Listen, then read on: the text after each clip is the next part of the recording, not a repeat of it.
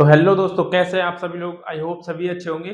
तो हम जो है बीएनएस का चैप्टर नंबर 5 कवर कर रहे थे, जिसमें हमने जो है सेक्शन 69 से 69 तक करना है। इसका जो हमने पार्ट 1 था, जो ए था, उसको जो हमने कंप्लीट कर लिया था, और पार्ट 2 को भी जो है कुछ हद तक कंप्लीट कर लिया था। हम जो है पहुंच गए थे सेक्शन नंबर 80 पर। ठीक है, वो पार्ट सी है जो बात करता है कि ऑफेंस अगेंस्ट जो मैरिज से रिलेटेड ऑफेंसेस हैं उनके बारे में। ठीक है, अब हम बात करेंगे डोरी डेथ के बारे में। हम थे सेक्शन नंबर 80 पर, डोरी डेथ तक। यहां तक हमने छोड़ दिया था क्योंकि इसमें जो है थोड़ा टाइम लगता, तो लेंदी वीडियो जो है ज्यादा बन जाती है, जिसकी वजह से हमने इसको नहीं किया।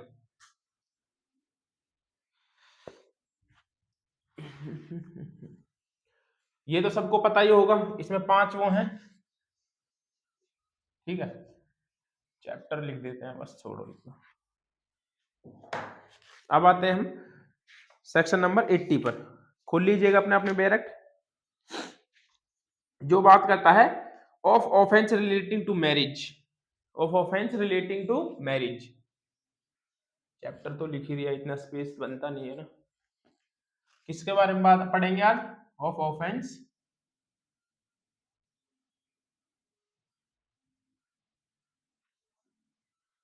Relating to marriage. शादी से रिलेटेड जितने भी ऑफेंसेस हैं उनके बारे में बात करेंगे, कि जिसमें बाइगेमी आएगा, मॉक मैरिज आएगा, जिसमें डोरी डेथ आएगी। ठीक है, जिसमें कुछ प्रवंचनापूर्ण के द्वारा जो है विवाह आएगा। ये सारी जो है इसमें हम बात करेंगे, किसी को बहला फुसला कर शादी कर लेना। ठीक है, ये सब इसमें आएंगे इस चैप्टर में, जो कि 78 जो कि 80 से स्टार्ट होता है और 87 तक है इसका। ये जो प्रोविजन है 80 से स्टार्ट होकर के 87 तक है। ठीक है, याद रहेगा आप सबको, याद रखना, पूछ लेते हैं एग्जाम में। ठीक है, अब हम स्टार्ट करते हैं सेक्शन नंबर 80, दहेज मृत्यु। सेक्शन 80 जो बात करता है दहेज मृत्यु की। ठीक है, या फिर इंग्लिश में डाउरी डेथ।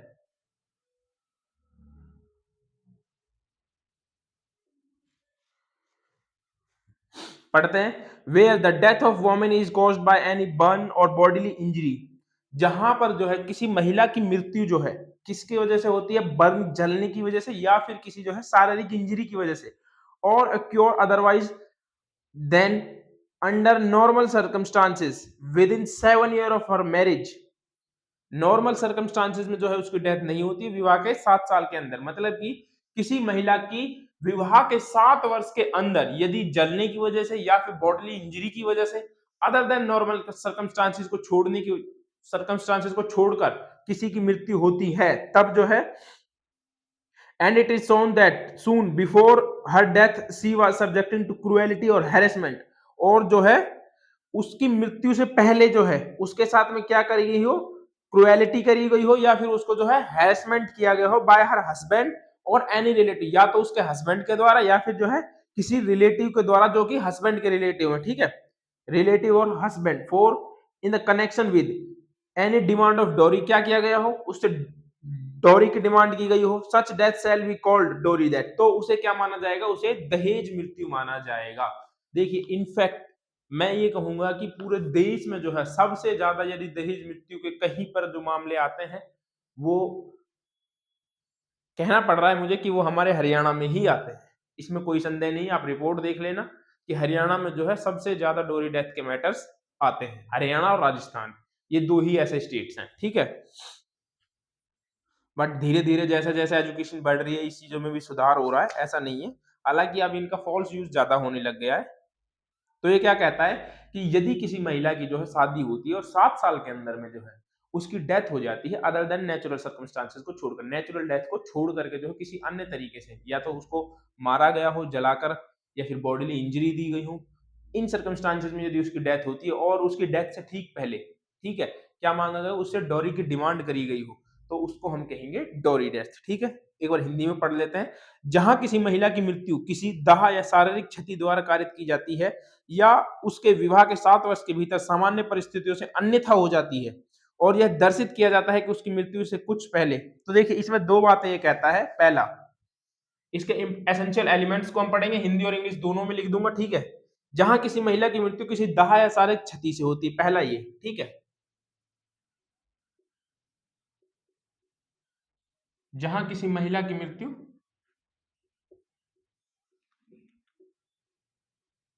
दाह, दाह का मतलब होता है जलाकर, ठीक है, जलाकर, बर्न। दाह या शारीरिक क्षति द्वारा होती है, या शारीरिक क्षति,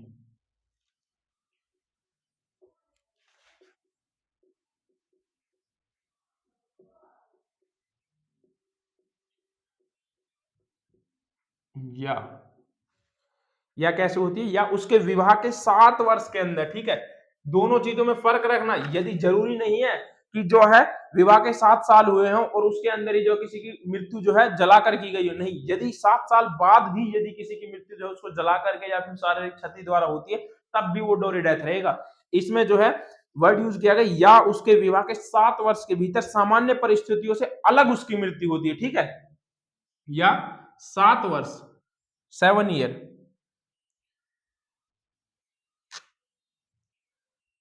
विवाह के 7 वर्ष लिख देते हैं ना, इंग्लिश में बताऊंगा, ठीक है। विवाह के 7 वर्ष के अंदर सामान्य परिस्थितियों से भिन्न,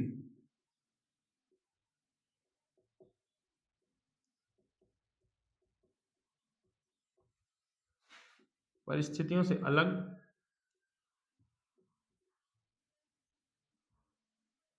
मृत्यु होती हो, मृत्यु होती है। जहां पर जो है विवाह के 7 वर्ष के अंदर जो है सामान्य परिस्थितियों से अलग जो है उसकी मृत्यु होती है। सामान्य परिस्थितियां मतलब किसी के नेचुरल डेथ होना, मतलब किसी को कोई बीमारी थी वो उसकी वजह से मर गया। असामान्य परिस्थितियां वो होती हैं कि जो है किसी को पहले मार दिया और जो है उसको फांसी पर लटका दिया, ये कह दिया कि इसने तो जो है फांसी लगा ली, ठीक है। ये होती है असामान्य परिस्थितियां, जिसकी हालांकि वो नेचुरल तरीके से नहीं मरता, जिसको कि मारकर ऐसे शो किया गया कि वो जो है नेचुरल तरीके से उसकी डेथ हुई है। उसके आगे ये कहता है, और यह दर्शित किया जाता है कि उसकी मृत्यु से कुछ पूर्व उसके पति या उसके पिता, पति के किसी नातेदार द्वारा दहेज की मांग के लिए उसके संबंध में उसके साथ क्रूरता की गई हो। और एसेंशियल क्या है, अगला एसेंशियल एलिमेंट्स है कि उसके पति या नातेदार ने जो है उसके साथ क्रूरता की हो, ठीक है, मृत्यु से पूर्व, मृत्यु से कुछ समय पूर्व। यहां पे कुछ समय का मतलब कि जो है 1 वीक, 2 वीक या 1 मंथ तक भी जो है कंसिडर किया जा सकता है। कुछ समय पूर्व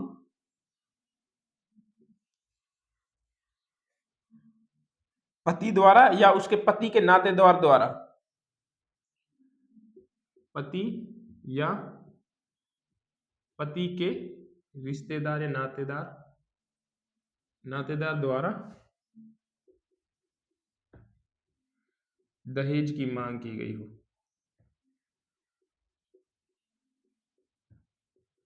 सॉरी, उल्टा लिख दिया। कुछ समय पूर्व उसके पति या नातेदारों के द्वारा उसको जो है उत्पीड़न, क्या, क्रूएल्टी, क्रूरता के द्वारा उसके साथ क्रूरता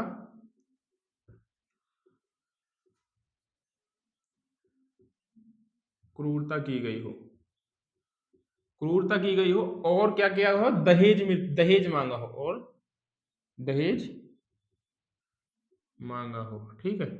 ये मैंने अपने उसमें लिख दिया है, आप इसको पॉइंट बनाकर लिख, लेकिन ये जो है इसके एसेंशियल एलिमेंट्स हैं, तब जो है उसको क्या कहा जाएगा, तब उसको डोरी डेथ कहा जाएगा। इंग्लिश में एक बार इंग्लिश में लिखने वाले लिख देंगे, देखो फर्स्ट में आप लिख देंगे बेयर एक्ट से ही इसको टुकड़ों में आप लिख देना है। फर्स्ट में लिखना where the death of woman is caused by any burn और बॉडीली इंजरी, या किसी बॉडीली इंजरी की वजह से। सेकंड में लिखना है with in 7 year of marriage other than normal circumstances जो है उसकी डेथ हुई हो, ठीक है। थर्ड में आपको यहां से लिख देना है, आप इसी में चाहे तो पॉइंट से लिख लिए जा करेगा, ठीक है, कि उसके साथ में क्या किया गया, क्रूएल्टी और हैरेसमेंट की गई हो। Before her death she was subjected to cruelty और हरेस्ड बाय हर हस्बैंड और रिलेटिव ऑफ हस्बैंड, ठीक है, उसके रिलेटिव के द्वारा, हस्बैंड के, या फिर हस्बैंड ने जो है उसके साथ क्रूएल्टी की गई हो और कुछ समय पूर्व जो है उसके डॉरी की मांग की हो, तब जो है ये कहा जाएगा उस पर जो है वो उसकी जो है दहेज मृत्यु हुई है। आई होप आप लोगों के समझ में आ गया होगा। देखो, जहां कोई जो है किसी महिला को दाह संस्कार या शारीरिक क्षति के द्वारा किसी की मृत्यु होती है, ठीक है, या फिर विवाह के 7 वर्ष के अंदर सामान्य परिस्थितियों को छोड़कर उसकी मृत्यु होती है, या थर्ड एसेंशियल एलिमेंट है कि मृत्यु से कुछ समय पहले जो है उसने क्या मांगा, उससे उसके साथ पहले भी क्रुएल्टी हो दहेज मांगने के लिए, ठीक है, उससे दहेज मांगा हो और जो है उसके साथ उसके पति या फिर उसके उसने क्रुएलिटी की हो। ये दोनों लाइन एक दूसरे में कनेक्ट करके भी आप लिख सकते हो, ठीक है।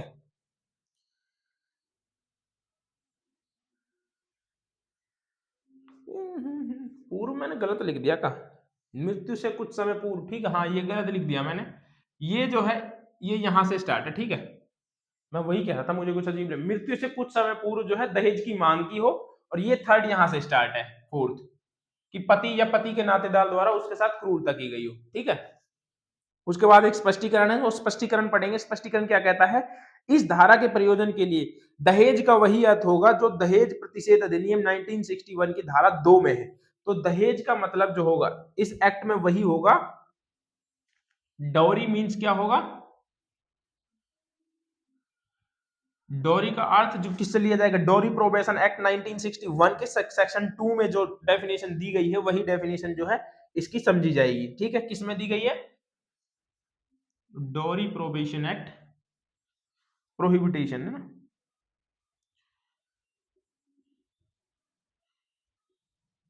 एक्ट 1961 सेक्शन 2 में, ठीक है, जो डेफिनेशन दी गई है डोरी की वही जो है मानी जाएगी। उसके बाद सब क्लोज 2 क्या कहता है, ये 1 था। सब क्लोज 2 क्या कहता है, सब क्लोज 2 पनिशमेंट की बात करता है। हूएवर कमिट डोरी डेथ, जो कोई जो है डोरी डेथ कमिट करता है, shall be punished with imprisonment for a terms which shall not be less than 7 years but it may be extended to life imprisonment। तो उसको कितनी सजा दी जाएगी, उसको जो कि 7 वर्ष से कम नहीं होगी किंतु लाइफ इंप्रिजनमेंट तक हो सकेगी, ठीक है, लाइफ इंप्रिजनमेंट तक उसको जो है पनिशमेंट दी जा सकती है। याद रखना डोरी की पनिशमेंट कितनी है, not less than 7 year but it may be extended to life. और फाइन, फाइन तो होता ही है, फाइन तो कोर्ट वैसे भी दे सकती है। इसमें जो है कुछ केसेस और थे जिनको जो है, जिनमें सबसे इंपॉर्टेंट था Maya Devi versus state of Haryana, ठीक है, लिख लेना, Maya Devi versus state of Haryana.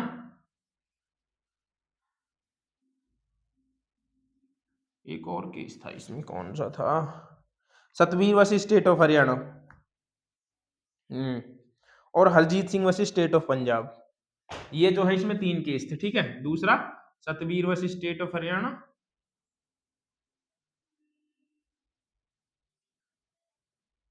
Third था Harjeet Singh versus state of Punjab, Harjeet Singh versus state of Punjab, ठीक है। तीनों को याद रखना। फर्स्ट केस था Mayadevi versus state of Haryana, Satbir, second था Satbir versus state of Haryana and third था Harjeet Singh versus state of Punjab. ये तीनों इंपॉर्टेंट है, पूछ लेते हैं एग्जाम में, ठीक है। इन चीजों को याद रखना आप, इन केसेस को आप लोग घर जाकर जो है इन केसेस को पढ़ लेना। अदरवाइज मैं जो है लास्ट में तो एक वीडियो केसेस की अपलोड करता ही हूँ, उनमें जो मैं इनमें डिटेल से जो है एक्सप्लेन कर दूंगा बाय विद सेक्शन के साथ में, जैसा कि मैंने बीएनएसएस की सीरीज में कर रखा था। अब आते हैं हम सेक्शन नंबर 81 पर, ठीक है। यहां पर जो है आपकी डोरी डेथ कंप्लीट हुई। डोरी के सेक्शन को याद करने के लिए आपको जो है इन एसेंशियल एलिमेंट्स को जो है ऐसे याद कर लेना है ताकि जो है आपको ये याद रहे, अदरवाइज आप सीधी डेफिनेशन को याद करने जाओगे भूल जाओगे, ठीक है। बेयर एक्ट को पढ़ने का सबसे सिंपल तरीका यही है कि बेयर एक्ट को जो है आप टुकड़ों में जो है तोड़ लीजिए और फिर उसके बाद जो है उसको पढ़िए, उसके छोटे छोटे पॉइंट बना लीजिए एसेंशियल एलिमेंट्स।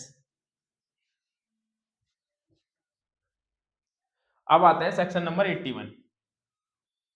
सेक्शन नंबर 81 क्या कहता है, cohabitation caused by man deceitfully inducing believe of lawful marriage. ये कहता है कि विधिपूर्ण प्रवंचना से विश्वास उत्प्रेरित करने वाले पुरुष द्वारा कारित सहवास, मतलब कि कोई पुरुष जो है जो ये जानता है कि वो किसी लड़की का जो है हस्बैंड नहीं है, लेकिन फिर भी उस लड़की को ये विश्वास दिलाता है कि वो जो है उससे लॉफुल मैरिड है और उसके साथ में क्या करता है, सहवास करता है, ठीक है। तो उसको क्या माना जाएगा, उसको जो है पनिशेबल ऑफेंस माना गया है, जिसके तहत सेक्शन 81 में जो है उसको 10 वर्ष तक की उसको सजा हो सकती है। इसमें क्या होता है, जैसे कि मान लीजिए किसी लेडीज को कोई बीमारी है, भूलने की बीमारी है, ठीक है। अब किसी मैन को ये पता है कि ये जो है भूल जाती है, और वो इसका फायदा उठाने के लिए उसके साथ क्या करता है, वो ये कहता है कि मैं जो है आपका लॉफुली हस्बैंड, और उसको बिलीव करवा देता है, उसको विश्वास करवा देता है कि वो जो है उसका हस्बैंड है, जबकि वो जानता है कि रियल में वो उसका हस्बैंड नहीं है। फिर जो है उसके साथ में वो सहवास करता है, तो ये जो है अपने ये एक्ट अपने आप में एक ऑफेंस है, ठीक है। अब पढ़ते हैं एक बार क्या कहता है। Every man who by deceit cause any woman who is not lawfully married to him to believe that she was lawfully married। कोई भी पुरुष जो है किसी महिला को, कोई भी पुरुष जो उससे विवाहित नहीं है, उस महिला को यह विश्वास दिलाता है कि वो जो है उससे विधि पूर्वक उसने विवाह किया है, एंड टू कोहिबिट और हैव सेक्सुअल इंटरकोर्स, और उसके साथ में क्या करता है, सेक्सुअल इंटरकोर्स करता है, with him in that belief shall be punished with the imprisonment of either description for terms which may be extended to 10 year or also be liable to fine। जिसकी सजा जो है उसको 10 साल तक की हो सकती है। तो इसमें इंपॉर्टेंट क्या है, पहला जो वो पुरुष है ना, पुरुष ए मैन, ठीक है, इसको एक मैन ही कर सकता है, याद रखना इस चीज को। पूछ लेते हैं सिर्फ सेक्शन सेक्शन। कोई भी पुरुष जो है जो विधि पूर्ण उससे विवाहित नहीं है, लॉफुली जो है उससे मैरिड नहीं है, विधि पूर्ण विवाहित नहीं है, जो ये जानता है, ठीक है, प्रवंचना से,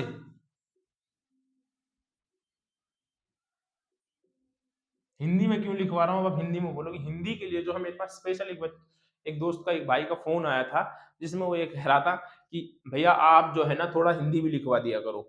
वैसे तो मैं इंग्लिश और हिंदी बोलता ही हूँ दोनों में, मैं खुद एक हिंदी मीडियम का स्टूडेंट रहा हूँ, तो मैं हिंदी में ही ज्यादा प्रेफर करता हूँ, लेकिन फिर भी मैं इंग्लिश में लिखवा देता हूँ, और हिंदी में बोलता हूँ तो इस वजह से हिंदी की जरूरत नहीं पड़ती। अब इंग्लिश में इस वजह से लिखवा देता हूँ कि हिंदी के स्टूडेंट्स जो है इंग्लिश में नहीं लिखवाते, इंग्लिश वाले तो फिर भी हिंदी में लिख लेते हैं क्योंकि हम हिंदी में ही बोलते हैं, ठीक है। चलो कोई नहीं, एक दो वीडियो में ऐसा कर दिया करेंगे, इक्वल इक्वल, कोई दिक्कत नहीं होगी, ठीक है ना। तो यह प्रवंचना से यह विश्वास करता है, प्रवंचना से यह विश्वास करवाता है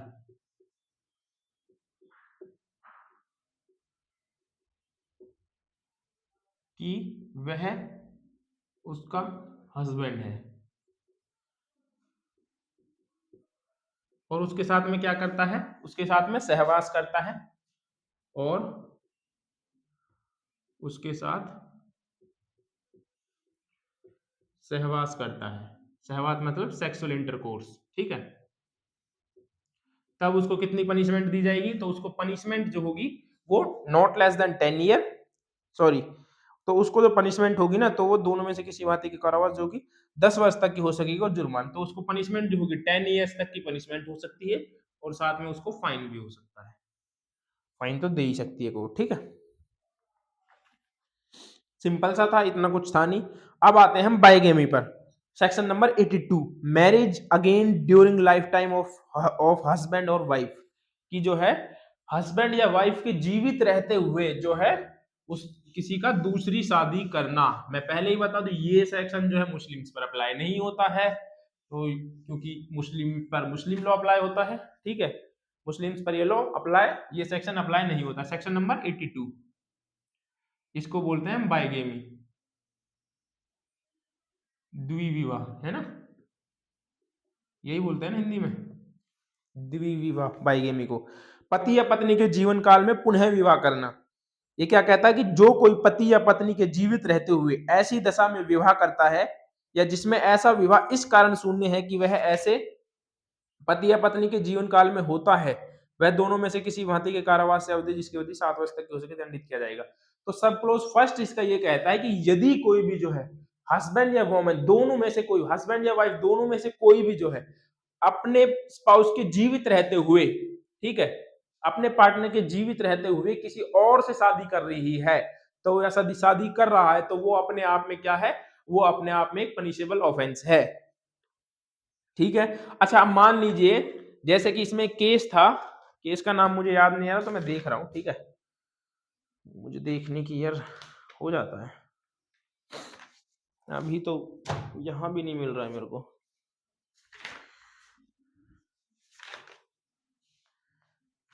चलो अभी मेरे को इसमें भी नहीं मिल रहा, मैं आपको बताऊंगा, यार दिमाग से निकल रहा है यार।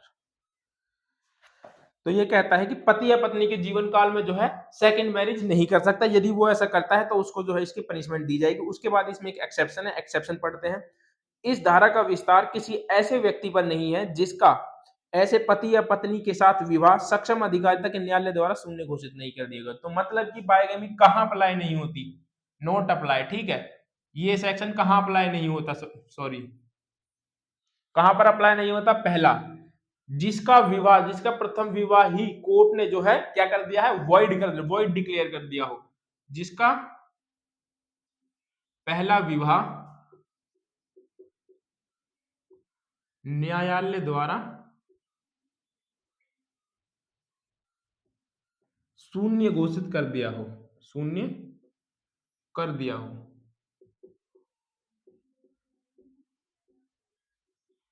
ठीक है, अभी हमने पढ़ा था कि कहां पर जो है आप बाइगेमी नहीं कर सकते, लेकिन कुछ ऐसी कंडीशंस हैं जिसमें जो है वो वैलिड है। क्यों? पहला, जैसे कि कोर्ट ने जो है, जो उसकी फर्स्ट मैरिज थी उसी को जो है क्या कर दिया गया हो? उसको वॉइड डिक्लेयर कर दिया गया हो। ठीक है, जैसे कि वॉइडेबल, वॉइड, एग्जाम्पल में आप कुछ भी लगा लो। देखो, वैसे तो हिंदू मुस्लिम में मान लीजिए ए जो है बी नाम की किसी लड़की से शादी करता है जिसकी उम्र 16 साल की है। ठीक है, 16 साल की। या फिर जैसे कि हम जब पढ़ते हैं तो हिंदू मैरिज एक्ट पढ़ते हैं तो उसमें सेक्शन नंबर 11 या 12 है जिसमें विवाह शून्य विवाह को बोलते हैं। ठीक है, या फिर मुस्लिमों में बोलते हैं, क्या बोलते हैं मुस्लिमों में? वैलिड और इनवैलिड मैरिज होती है ना। जैसे मान लीजिए कि कोई 16 साल की लड़की से जो है मैरिज कर लेता है, मैं ये वॉइडेबल का एग्जांपल बता रहा हूँ। ठीक है, लेकिन जब ये लड़की 18 साल की होती है, ठीक है, तो ये जो है इसके पास राइट होता है कि ये जो है इसके साथ रहना चाह रही है या नहीं रहना चाहिए। कोर्ट के थ्रू भी जा करके जो है क्या कर सकती है? अपने इस राइट का यूज करते हुए जो है इससे अलग हो सकती है। ठीक है, जब ये 18 की हुई तो इसने अपने जो है अडल्ट्री, और सॉरी, जो ये मेजर हुई तो इसने अपने राइट का यूज किया और जो ये है इससे अलग हो गई। तो इस विवाह को जो हम बोलते हैं, इसको बोलते हैं वॉइडेबल मैरिज। ठीक है, अपने राइट का यूज करते हुए ये चाहे तो जो है इस विवाह को भी कंटिन्यू रख सकती है।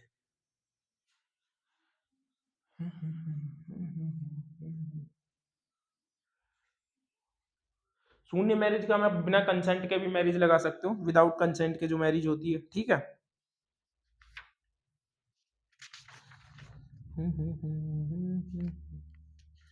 उसके बाद सेकंड क्या कहता है? और न ही किसी ऐसे व्यक्ति पर है जो कि पूर्व पति या पत्नी के जीवन काल में विवाह कर लेता है। मान लीजिए जो, इसमें ये कहना चाह रहा है कि जो दूसरा विवाह कर लेता है, ठीक है, दूसरा विवाह कर लेता है पहले पति या पत्नी के जीवित रहते हुए, पति या पत्नी के जीवित रहते, मतलब कि उसका फर्स्ट वाइफ या हस्बैंड जो है वो जीवित था लेकिन फिर भी वो दूसरी मैरिज कर लेता है। तो ऐसे कंडीशन में जो है कि वो सेकंड जो उसकी मैरिज होगी ना, ये मैरिज जो होगी उसकी वॉइड होगी। ठीक है, तो ये सेकंड मैरिज जो होगी उसकी वॉइड होगी।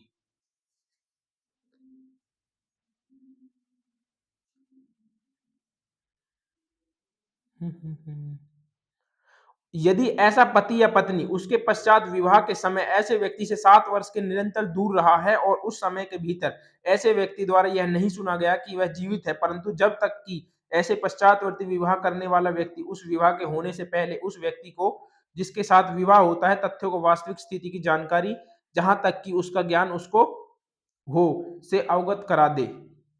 स्लो स्लो पढ़ेंगे। क्या कहा? यदि ऐसा पति या पत्नी विवाह के ऐसे व्यक्ति से 7 वर्ष के तक निरंतर दूर रहा। थर्ड कंडीशन आप ये लिख सकते हैं कि वो जो है 7 ईयर्स तक, विवाह के 7 ईयर्स तक जो है उससे निरंतर दूर रहा हो और जो है उसने उसके बारे में ना सुन, निरंतर दूर रहा हो और ना ही उसने ये सुना हो कि वो व्यक्ति जो है जीवित है। मतलब कि वो एक तरीके से लापता हो गया। 7 वर्ष तक उसके बारे में किसी ने कुछ नहीं सुना, उसने खूब ढूंढा, प्रयास किया और उसको कुछ नहीं पता चला। तो उसके बाद जो होगा वो सेकंड मैरिज कर सकता है। लेकिन यदि वो 7 वर्ष से पहले मैरिज कर लेता है तब वो बाइगेमी में आ जाएगा।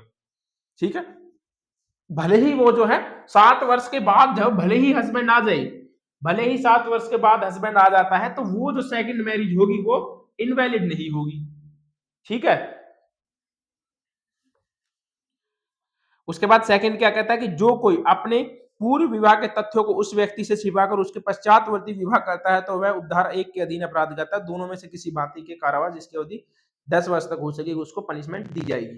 तो ये कहता है कि यदि कोई जो है क्या करता है, सेकंड इसकी पनिशमेंट की बात करता है कि जो व्यक्ति जो है तथ्यों को छिपाकर कि किसी महिला से ये छिपाता है कि उसने जो है ऑलरेडी पहले मैरिज कर रखी है फिर उससे मैरिज करता है, तो उसको कितनी पनिशमेंट दी जाएगी, उसको 10 साल तक की जो है उसको पनिशमेंट दी जाएगी, 10 ईयर्स की। ठीक है, याद रहेगी।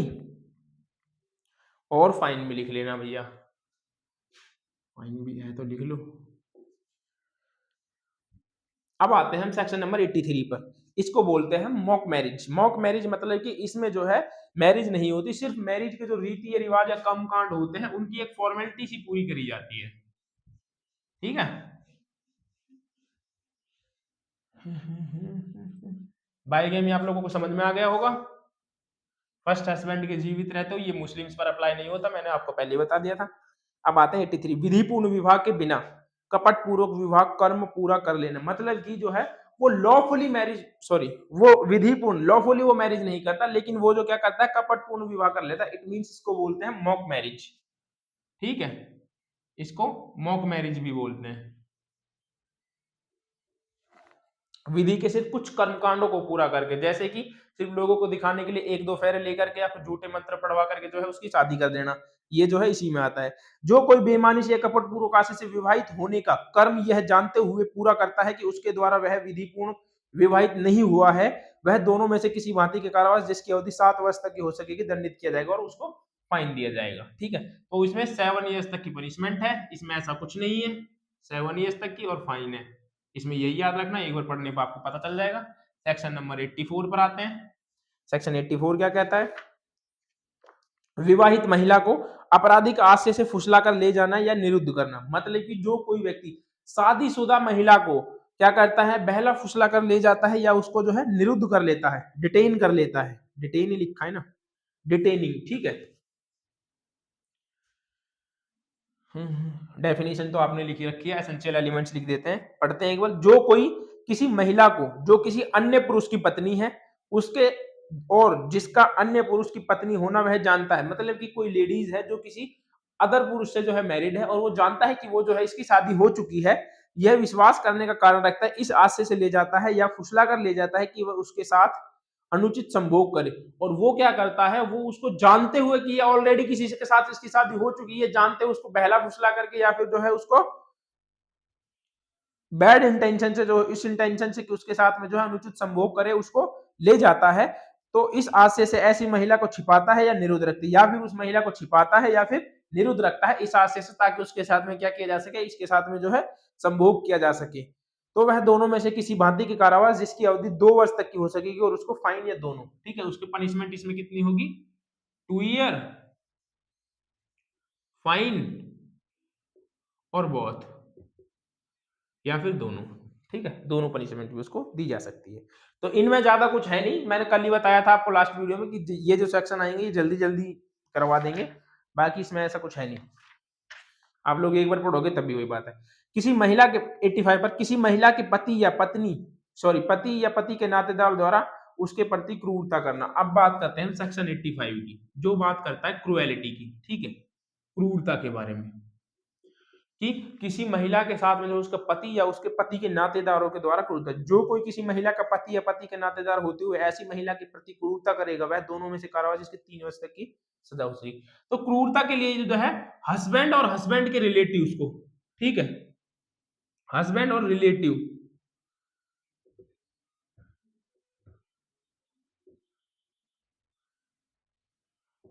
और हस्बैंड, ठीक है, उसको कितनी सजा दी जाएगी, यदि कोई क्रूएलिटी करता है तो उसको 3 ईयर्स तक की सजा दी जाएगी और फाइन भी। ठीक है, अब जो है अब आते हैं सेक्शन नंबर 86 पर, जो मेनली क्रूएलिटी की डेफिनेशन देता है। ठीक है, अभी तो हमने ये पढ़ा था कि क्रूएलिटी क्या है, लेकिन क्रूएलिटी की जो परिभाषा है वो सेक्शन 86 में दे रखी है। और अर्नेश कुमार वाले जो मामला था उसमें भी जो है क्रूएलिटी की परिभाषा को बताया था, और इसमें मानव यूथ बार एसोसिएशन मानवाधिकार वाले केस था।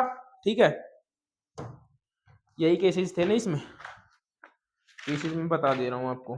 Arnesh Kumar versus state of Bihar एक था, सोशल एक्शन फोरम मानवाधिकार वर्सेस यूनियन ऑफ इंडिया, और एक अरुण व्यास वर्सेस अनीता व्यास, जिसमें क्रुएलिटी अनीता व्यास वाले में ये कहा गया था कि क्रुएलिटी जो है कंटिन्यूइंग ऑफेंस नहीं है। ठीक है, सेक्शन नंबर 86 जो बात करता है क्रुएलिटी की, क्रूरता क्रूरता की परिभाषा, क्रूरता क्या है, इसमें हम बात करेंगे। ठीक है, ये कहता है सेक्शन 85 के प्रयोजनों के लिए क्रूरता से अभिप्राय है। तो सेक्शन 85 के प्रयोजन के लिए क्रूरता से, क्रूरता मीन्स क्या होता है, क्या कहता है, जानबूझकर किया गया कोई आचरण, ऐसा आचरण जो ऐसी प्रकृति का है जिससे महिला को आत्महत्या करने के लिए प्रेरित करने की या उस महिला के जीवन, अंग या स्वास्थ्य की गंभीर क्षति या खतरा कारित करने की संभावना है।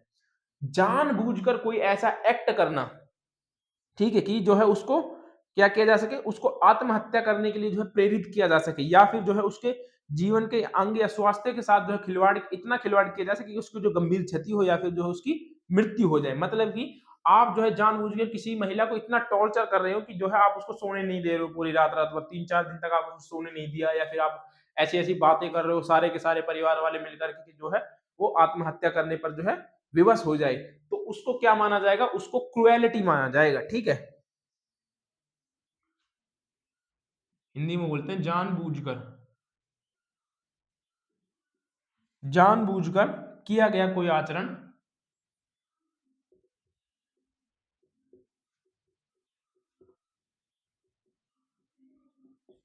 कोई आचरण जिससे महिला को आत्महत्या करने के लिए प्रेरित किया जाए, जिससे महिला आत्महत्या के लिए प्रेरित हो, आत्महत्या के लिए प्रेरित हो, या फिर या क्या किया जाए, या फिर उसको जो है उसके जीवन को या उसके जीवन को गंभीर संकट में डाले, संकट में डाले।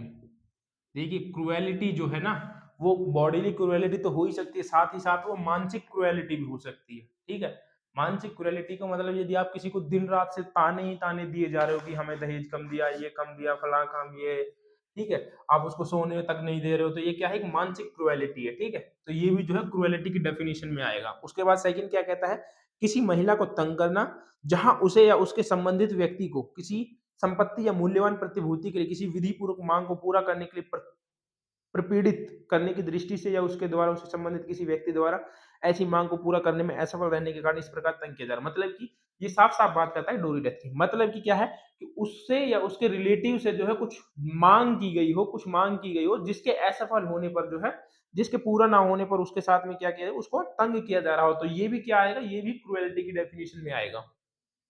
ठीक है, तो ये थी सेक्शन नंबर 86 की क्रुएलिटी की डेफिनेशन, जो मैंने आप लोगों को लिखवा दी है। अब आते हैं हम सेक्शन नंबर 87 पर। 86 में करवा दिया था, 87 ये जो है 87 लास्ट सेक्शन है। उसके बाद में जो है ये चैप्टर कंप्लीट, सॉरी ये जो पार्ट था इसका थर्ड वाला ये कंप्लीट हो जाएगा। उसके पास आएंगे हम मिस कैरेज पर। 87 पर आते हैं। 87 क्या कहता है, विवाह आदि की करने को विवश करने के लिए किसी महिला का व्यभिचार करना या अपहरण या उत्पीड़ित करना। मतलब कि साफ साफ है कि हम डेफिनेशन से पढ़ने से हमें पता चल जा रहा है कि किसी महिला को जो विवाह करने के लिए जो है उसका व्यभिचार या अपहरण करना, किडनैपिंग या फिर एबडक्शन करना। पढ़ने की जरूरत नहीं, सिर्फ पनिशमेंट याद रखना। ठीक है, अनुचित संभोग करने के लिए विवश या विलुप्त शुद्ध करता है तो उसको किसी महिला अन्य व्यक्ति से अनुचित संभोग करने के लिए अपराधी का त्रास, कहाँ है पनिशमेंट, कहाँ लिखी है, तो 10 वर्ष तक की हो सकेगी दोनों में से किसी का।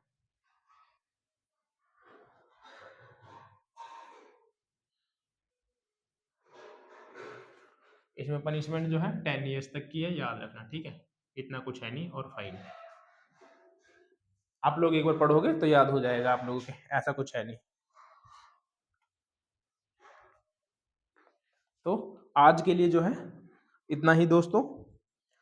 अब जब हम कल करेंगे तो कल जो है हम सेक्शन नंबर 88 से स्टार्ट करेंगे, और इसका जो ये मिसकैरेज वाला चैप्टर है, मिसकैरेज वाले जितने भी सेक्शन है, 4-5 सेक्शन है, इनको कंप्लीट कर देंगे। उसके बाद में चाइल्ड का को भी जो है एक ही लेक्चर में हो जाएगा। क्योंकि इनमें से इंपॉर्टेंट नहीं है, हमें जो है वही कवर करने जो इंपॉर्टेंट है।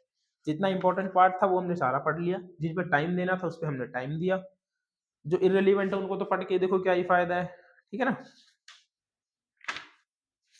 तो कहने का मतलब ये है कि कल जो है आपका ये जो चैप्टर है, चैप्टर नंबर 5, ये जो है कंप्लीट हो जाएगा। उसके बाद जो है हम चैप्टर नंबर 6 को शुरुआत करेंगे, 6 को या फिर 17 को, वो कल के ऊपर देखेंगे, कल जैसा भी मन रहेगा उस हिसाब से करवा देंगे। तो आई होप आप लोगों को जो है वीडियो अच्छी लगी होगी। तो मैं आप लोगों का टाइम वेस्ट नहीं करूंगा, वीडियो अच्छी लगेगी तो आप लोग कमेंट शेयर और लाइक जरूर करेंगे। आई होप, मुझे तो यही उम्मीद है, ठीक है। वैसे जो है अभी तक जो है 70% जो है लोग वीडियो देखते हैं, उन्होंने जो है अभी तक चैनल को सब्सक्राइब नहीं किया है। यदि आपने भी नहीं किया तो जो है पहले एक बार चैनल को सब्सक्राइब जरूर करें। थैंक यू दोस्तों, बाय बाय।